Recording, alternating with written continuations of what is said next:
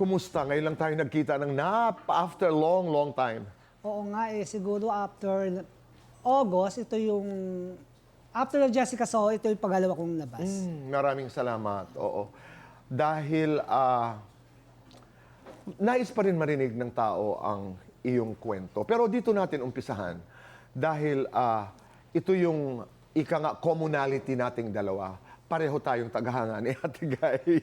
Pareho pa tayo waray. Pareho pa tayo waray. Maupay ang kulo pa iyong atanan. Sabi ko kay Ate Guy, nung isang araw lamang ako'y umuwi sa Borongan. Pag-usapan natin sa Ate Guy.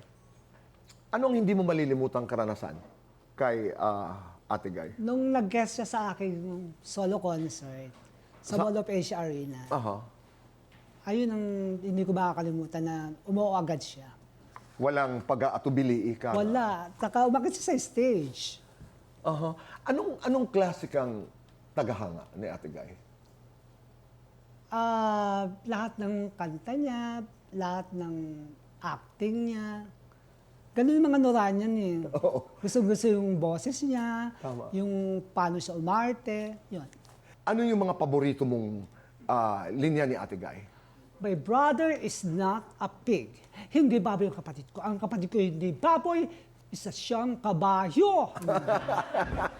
Minsan isang gamo-gamo. That's one of my favorite lines. Ano pa? Walang himala. Ang himala ay nasa puso ng tao. Tayong gumagawa ng himala. Tayong gumagawa ng sumpa. Walang himala. Hello? Anybody home?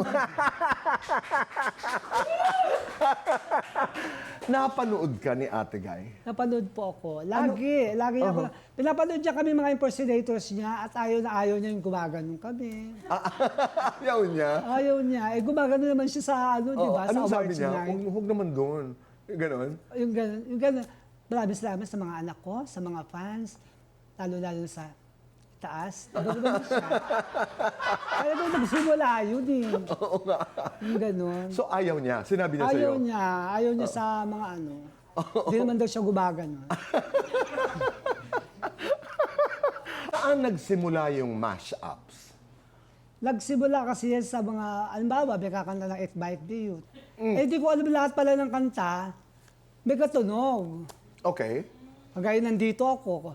Yun na pag Hanggang ngayon, ayun naman ang dahilan kung ba't nila ako kinukuha. Oo. Yung mga mash-up, tapos yung mga Nora Honor songs. Right.